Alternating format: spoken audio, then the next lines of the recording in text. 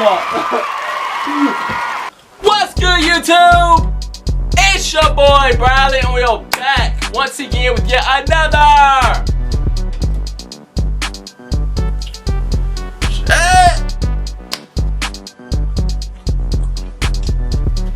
banger. What the fuck?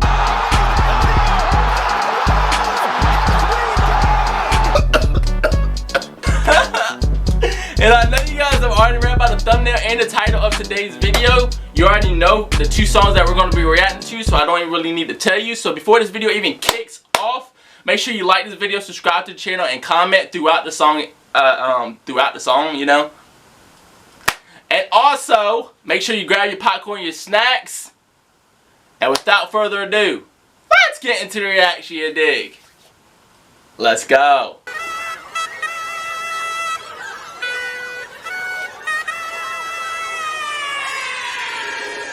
MAIQUINN lên che không mời không tiếp, MAIQUINN che không mời không tiếp, Xinh che không mời không tiếp, Phương che không mời không tiếp, MAIQUINN lên che không mời không tiếp, MAIQUINN che không mời không tiếp, Xinh che không mời không tiếp, Phương che không mời không tiếp. Ơi mới gặp anh mắt như anh nguyệt, tướng trượng phu phải thốt lên là quá tuyệt.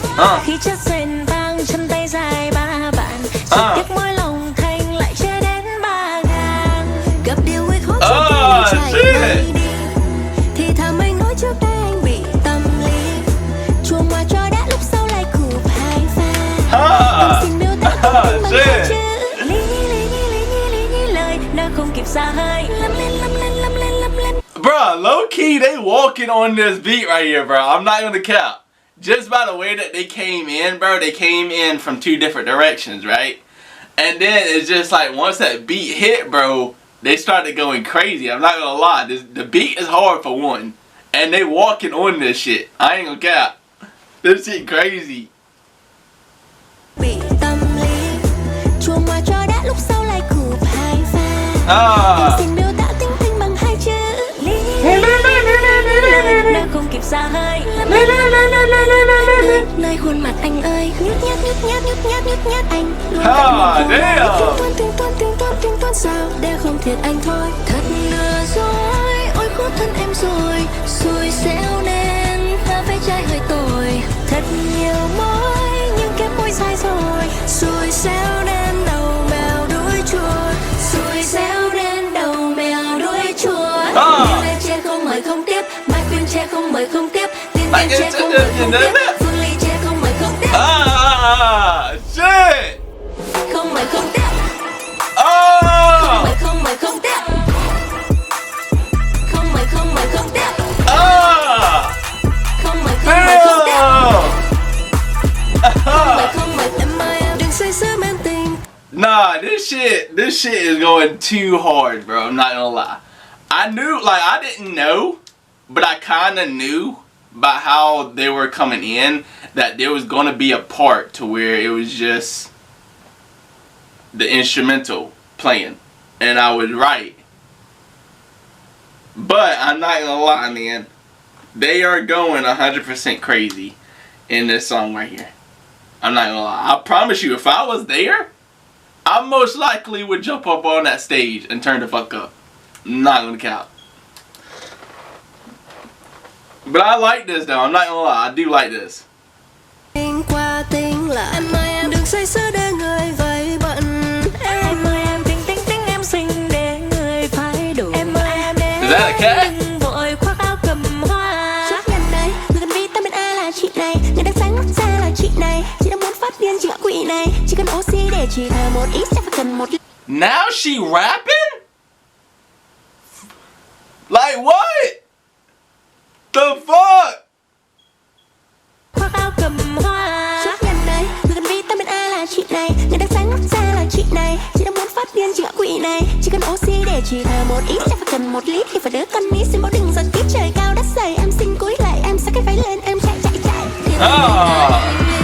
chuyện kiều nhưng mà tâm thì chuyện cười thiên linh ơi linh làm em phải thốt lên rằng ối rồi ôi thiên linh ơi linh từ là nhân duyên anh ngờ nghiệt duyên thiên linh ơi yêu đừng mà như thế cho em xinh một mình thật lừa dối ôi khổ thân em rồi Nah, they going crazy, bro. xoay rồi, xui xẻo đến đầu mèo đuôi chuột.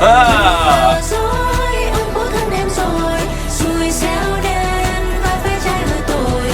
Thật nhiều mối nhưng kiếm không xoay rồi. Here we go. Xui xẻo đến đầu mèo đuôi chuột. Hôm nay ngày vừa tháng 6 kinh cẩn cầu xin tình ngoan cắt gọn ái luyến hoa còn phong long tiêu tán đào hoa tiêu trừ thiên môn chứng giám trời cao nhân từ dung nhan tuấn tu tương mạo uy phong tâm cơ hèn nhát có ngại như không công tơ bà nguyệt ái lực vô biên xin cho được sớm đức đạo tình. Hôm nay ngày vừa tháng 6 kinh cẩn cầu xin tình ngoan cắt gọn ái luyến hoa còn phong long tiêu tán đào hoa tiêu trừ thiên môn chứng giám trời cao nhân từ dung nhan tuấn tu tương mạo uy phong tâm cơ hèn nhát có ngại như không công tơ bà nguyệt ái lực vô biên xin cho được sớm đức đạo tình. Oh, I knew it was coming.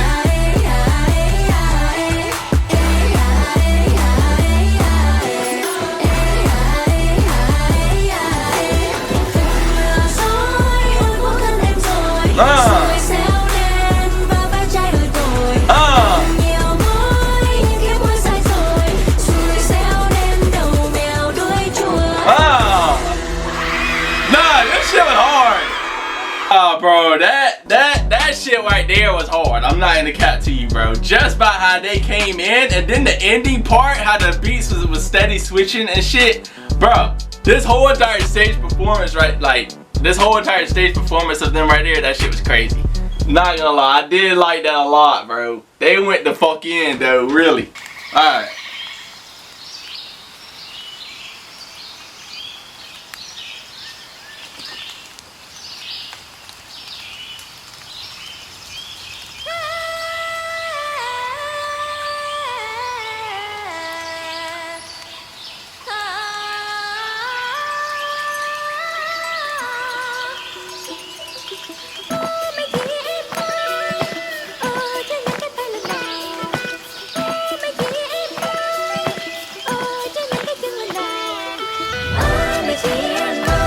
Hey!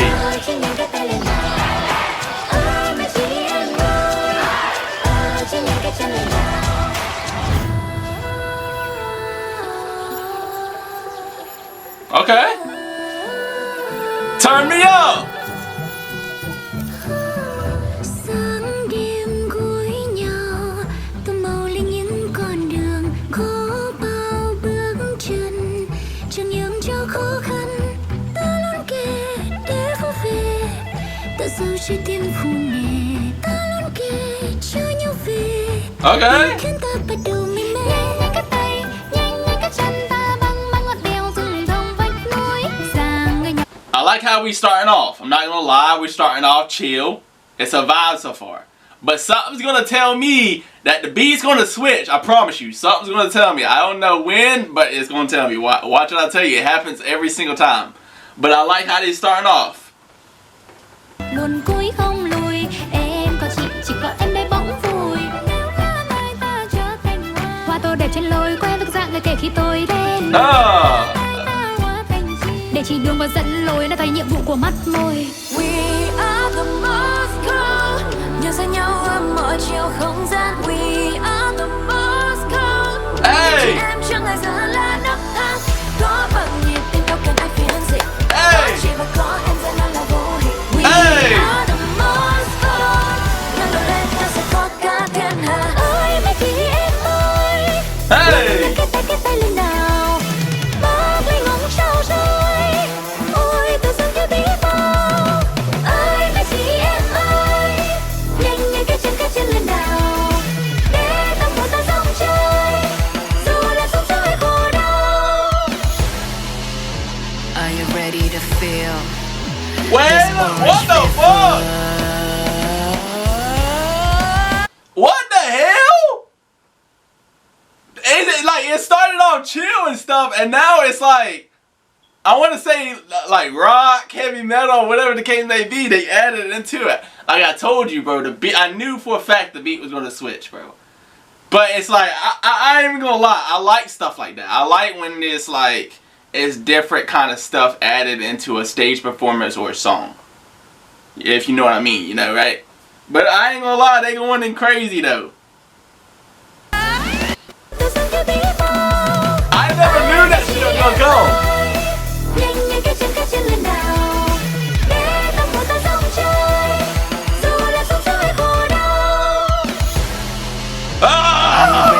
feel this orange fever.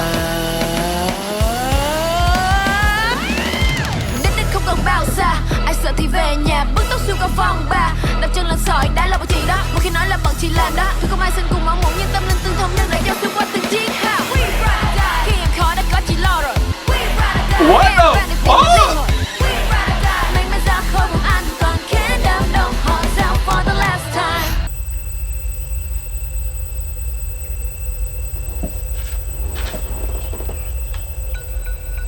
Ôi mấy chị em ơi.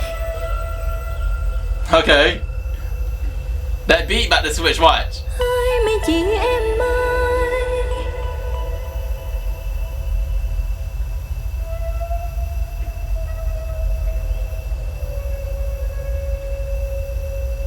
Okay.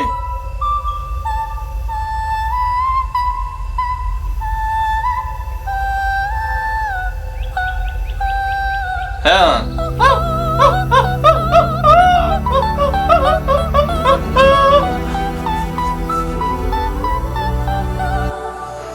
Qua cánh đồng lúa gần trổ bông, ngồi nhà và cây đã cùng với tin mừng trên radar. Thanh âm để thăng trầm chỉ có em mình hiểu ra, nhà làm tốt rồi làm nốt thôi mình sẽ gặp nhau ở Moscow, Moscow, we are Moscow, Moscow, Moscow, ta là nhanh thì Moscow, Moscow, Moscow, we are Moscow. Chẳng còn đến đâu là xa xôi, mình sẽ gặp lại ở đây thôi. Có bằng nhịp tim đâu cần đến tiếng gì, có chỉ có em sẽ là vô hi. We are the Moscow. Ta sẽ tốt cả thiên hạ. Ơi mấy chị em ơi, nhanh nhanh cái tay lên nào. Ôi lấy ngón sao rồi, ôi tôi sống với biết không. Ơi mấy chị em ơi, nhanh nhanh cái chân lên nào. Hey. Trong một tay sông trôi, dù là sông sông hay cô đơn.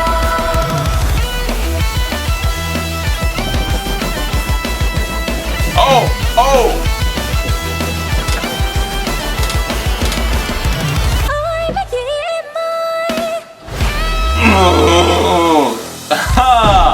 But with both of these songs right here, bro, I ain't even gonna lie, I like both of them. I enjoyed both of them. They both went crazy, I'm not gonna lie. So y'all guys gotta make sure y'all leave it in the comments below which two out of these songs right here you guys enjoyed the most and liked the most. And also make sure you comment down below what other videos you guys would like me to react to next, and you know for a fact I got you. I love each and every one of y'all. Keep supporting your boy, keep grinding with your boy, and I'ma see you guys in the next reaction, you dig? I'm out. Eat.